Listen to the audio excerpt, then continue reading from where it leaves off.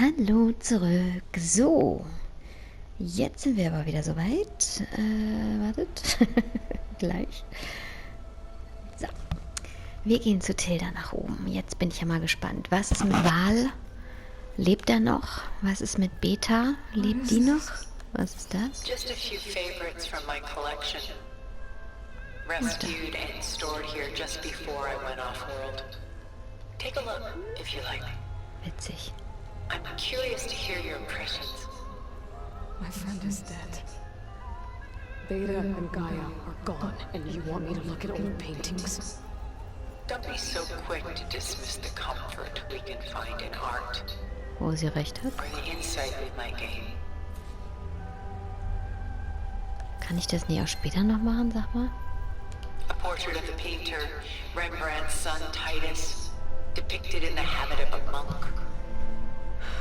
I don't get it. Why would someone like you, with infinite resources, care about this painting of a boy in a hood? It's not the image itself, but the feeling it conveys. The face is bright and defined, but his eyes are downcast, heavy with misfortune. And the background seems to swallow all light. The painting is infused with a sense of loss. I guess I understand how the painter feels. Tja. By far the most famous painting my homeland ever produced. It was commissioned to honor a militia made up of influential citizens. I guess you must have been an influential citizen. In my day. But not as influential as you've been in this new world. Ja, diese alten Dinge haben schon was für sich, keine Frage.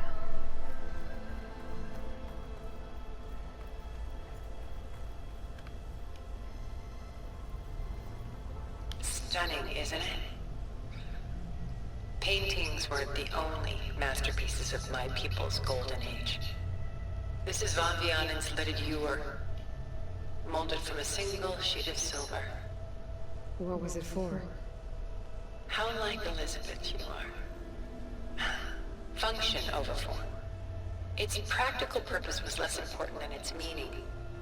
Van Vianen created it in honor of his late brother, who himself was a famous silversmith. A memorial. Ja. Yes. Such beauty from sorrow. Hä? Welches denn das?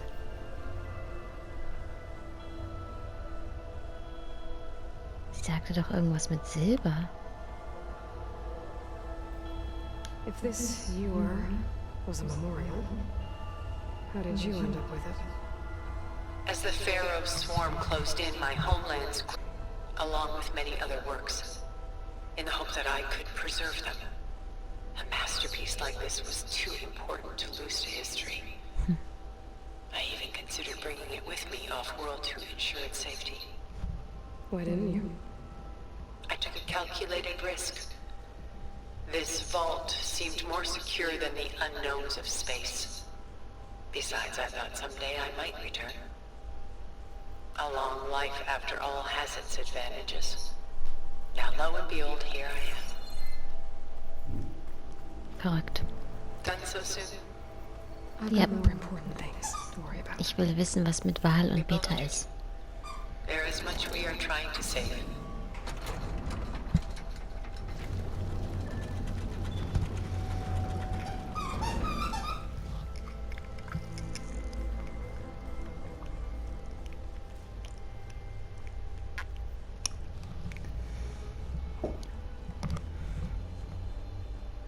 There you are. Feeling better?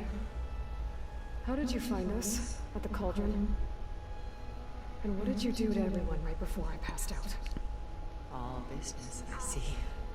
Well, suffice it to say we were keeping a very close eye on Hephaestus, knowing we would need it at some point. Your ruse didn't fool us, and as for my little trick, it was an overload of the senses, accompanied by an energy discharge. Terribly disoriented due to their shields, but it rendered you unconscious while I got you out. Perhaps some breakfast might steady you a bit.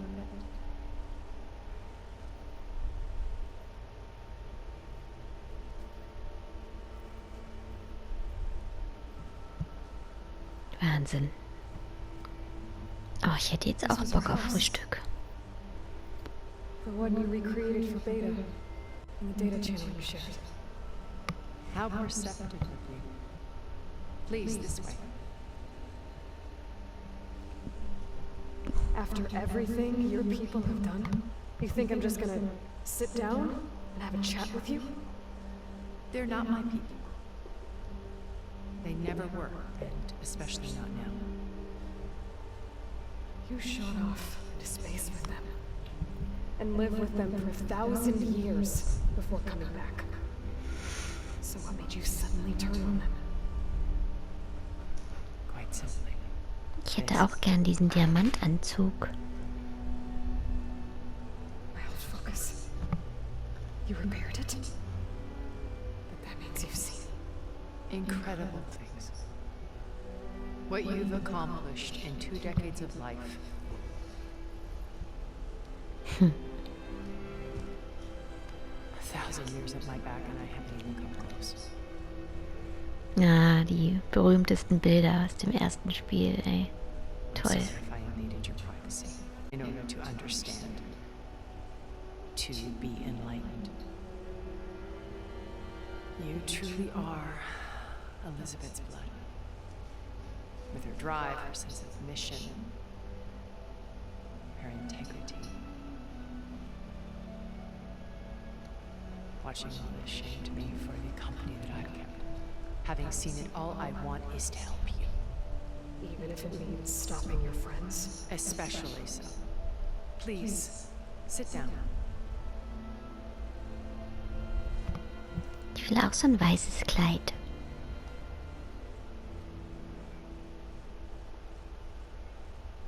There. Und Kaffee. That's better. Erst Kaffee. Now, we must recover Beta and Gaia at all costs. By now you must know that Gerard intends to use Gaia to reboot the Earth's biosphere.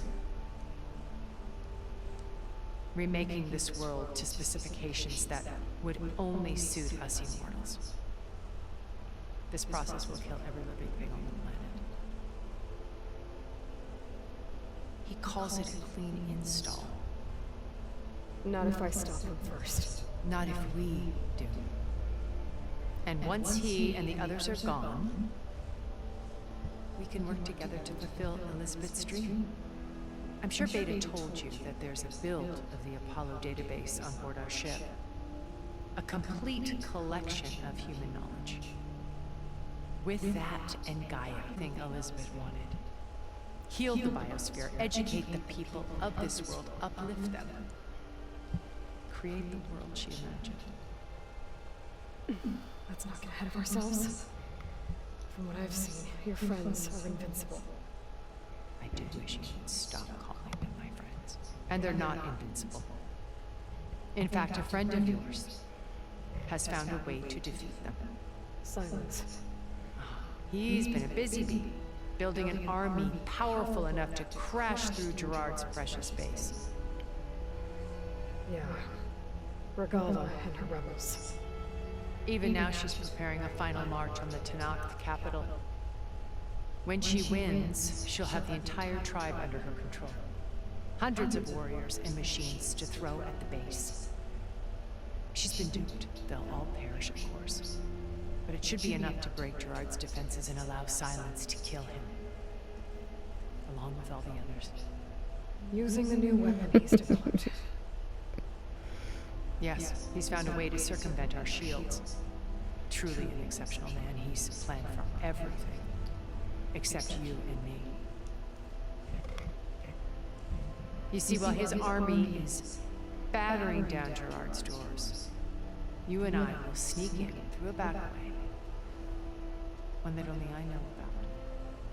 While Silence and my friends are busy battling each other, we'll take back Beta and Gaia. To help you, I mean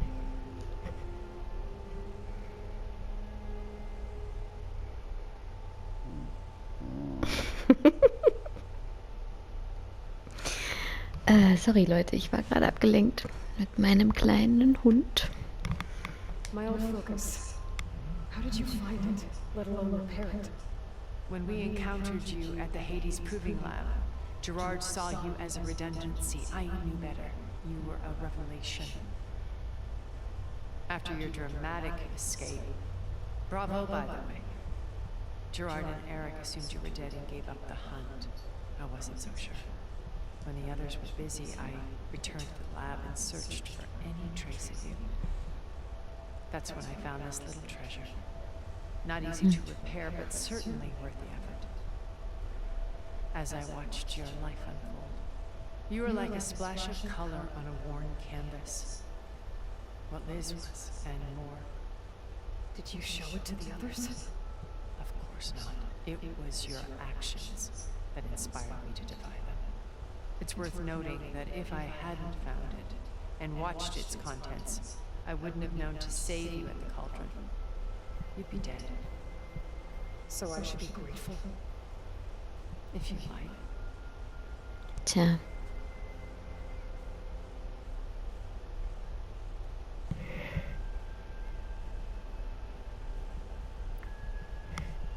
So you know all about me. You. What would you like to know? Start with your life on Earth. When I was 8, terrorists flooded my home city. Thousands drowned, my parents included. I was one of the few who survived.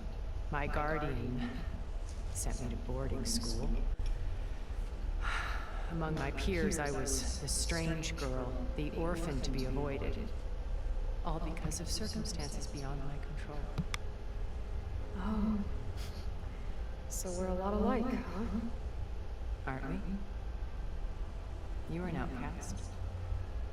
But you didn't let that stop you from getting what you needed. Neither did I.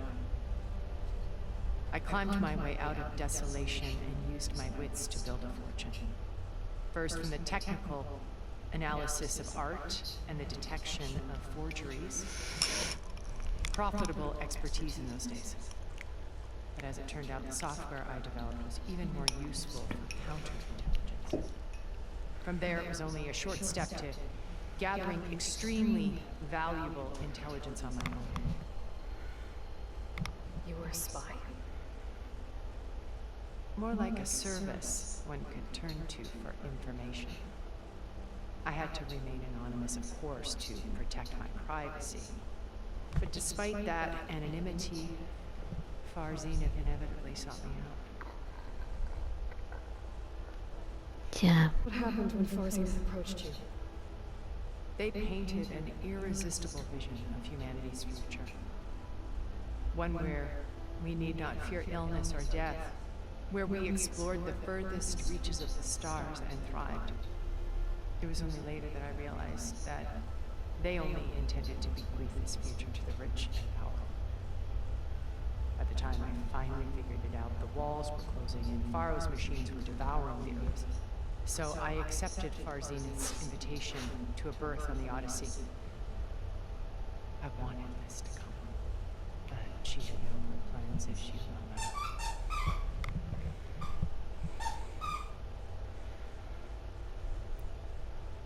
So you didn't know the other Zeniths were monsters until it was too late? Tja, schwer zu glauben. Certainly, it wasn't until we were off planet that I understood the true scope of their greed. I was grateful to simply be alive, but the others became obsessed with a kind of effortless immortality. They built a colony where machines serviced their every need, where any memory or fantasy could be endlessly savored in virtual reality. It wasn't life. It was stultifying, a pampered dream state. As the decades passed, I withdrew more and more, alone yet again. But this time with eons to consider my mistakes. Now, I feel like I have a second chance. To do what? Help you, of course. To fulfill Liz's dream, which isn't so different from Farzin's original vision. A better future for humanity.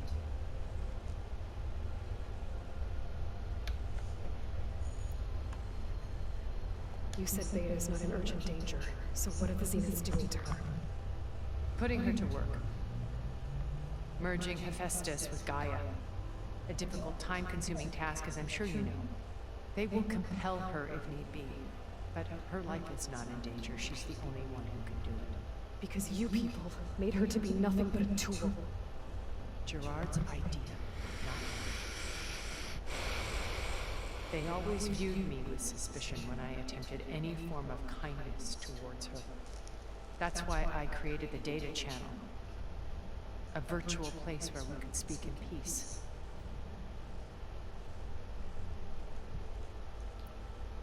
So this channel you shared with Beta, none of the other Zeniths ever found out about it.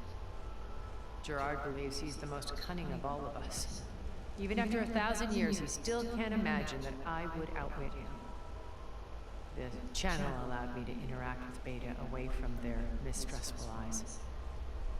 It offered us a chance to be ourselves. Until you cut off all contact. Yes. Though it pained me. I was worried that our meetings would do her more harm than good. She felt like you tossed her aside. I was afraid the others would find out and punish her. She may not have had the comforts of friendship anymore, but at least I ensured she was safe. I know it seems harsh, but you must believe that her well-being has always been paramount to me. Tja, trauen wir ihr oder trauen wir ihr nicht? Why did you make the data channel look like this place? I built this house as a shelter to weather any storm. A safe place. Not just for me, but for the art stored below. Cultural artifacts of incalculable value. Truly some of the greatest achievements of human civilization. And you wanted Beta to see them? Yes. Her upbringing was so cold and technical.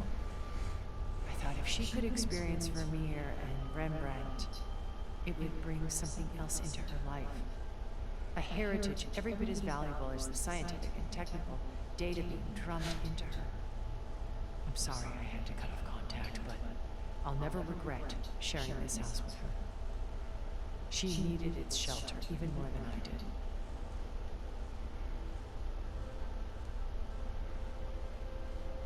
Ganz kleinen Moment. Jetzt. Beta told me your colony was destroyed. But you came back to Earth because you had nowhere else to go. It's true. After we restarted in the Sirius star system, we spent decades building a new home. The physical constraints of Earth, the boundaries of mortality gone. To think of what we could have done. It might have been a utopia. Instead, we stagnated, absorbed in effortless comforts and virtual realities. It took a cataclysm to finally yank us out of our stupor. What happened? A massive geological event. We knew of instabilities in the planet core, but we underestimated them.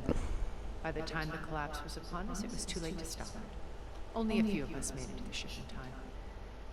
We set course for Earth, the only safe harbor left to us. Which you decided to make unsafe for anyone else. Not me. Gerard. He believes it's better to wipe the canvas clean than work around the smudges. No more primitive tribes, no more combat machines, only a blank slate to do with as he pleases. But we will stop him. All we have to do is get into that base.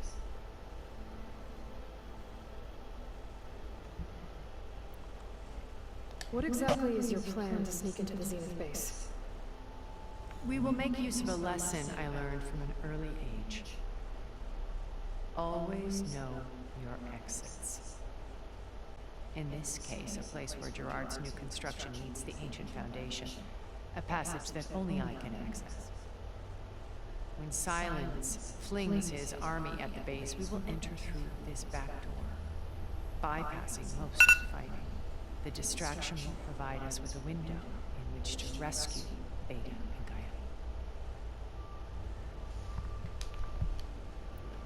Once we're inside the base, where will we find Beta and Gaia? Here, in the command center. By then, Gaia will have been reunited with all of its subordinate functions, including Hephaestus. What about the alpha build of Apollo on your ship? A simple matter of recovery once the others have been dealt with. With that in hand, we'll have everything we need to make this world as it should be. How do you know about Silence's plan? He isn't the only one adept at spyware. You hacked his focus? No, he's too careful for that. But his subordinates? Not so much. He gave additional focuses to the tribals he branded the Sons of Prometheus. The ones working with Regala.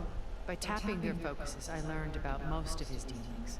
The distribution of override technology, the arming of Tanakh rebels, and the secret pact with Regala to attack Gerard's base. But how did he come up with a weapon that can take down your shields? That's the one thing I haven't been able to figure out, but however he did it, I'm quite with it in the Tanakh army. Victory seems to be within his grasp. Such a shame he'll be disappointed.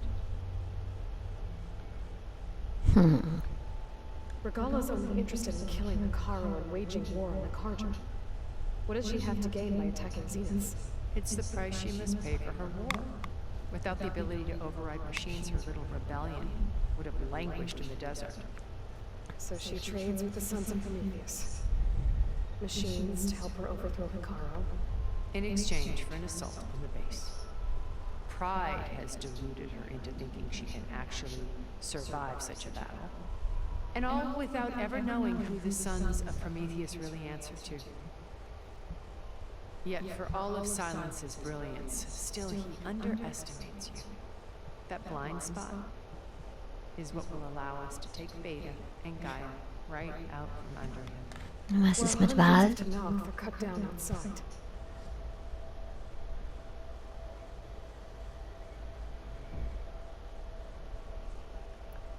So you knew Elizabeth. What was she like? Liz was everything she was. I see in you. And your ingenuity, your determination, your moral compass. You've managed to distill her greatest qualities and make them your own. I'm not asking about me. Tell me about Elizabeth. What was she really like? The honest answer is that I don't actually know. For all the time that I spent with her, she always kept a part of herself locked away. It was like that from the moment we met.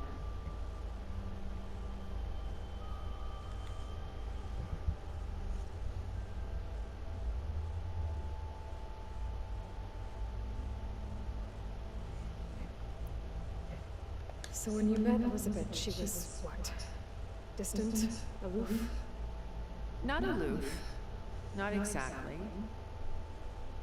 It was a summit in Paris about machine learning, a touchy subject in those days, because regulatory authorities were just starting to clamp down on AIs. Liz gave the keynote address.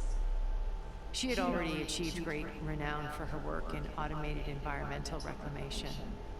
But in her address, she was just starting to imagine the next step. An AI-driven system that wouldn't just act on its programming, but actually take responsibility for its sphere of influence. To care about life. Not just follow orders. Revolutionary stuff. I was fascinated. And I wanted to meet her for a long time. I watched her after her talk. She had spoken with such moral authority, such empathy. But after that, she retreated. I could tell she felt uncomfortable with all of her admirers. It was as if giving the talk had cost her something. I didn't want to be a pest, so I planned my approach carefully.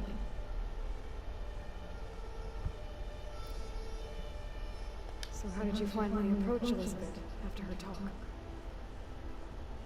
I picked the right moment.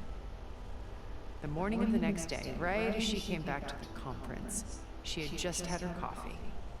She was fresh, rested. It was like she had braced herself for the onslaught of colleagues. I asked if I could walk with her, then put forth a question about her talk that I thought was intelligent. Her answer made me realize it wasn't, but she was very welcoming. Almost as if we were previously acquainted. It was only halfway through the conversation that I realized she knew exactly who I was. It was quite a shock to me. My business was trafficking in secrets, and I took great pains to protect my anonymity. So that was Liz, perpetually one step ahead. I came to view our meeting as a metaphor for our friendship. She always seemed to know me far better than I knew her. I guess I know the feeling.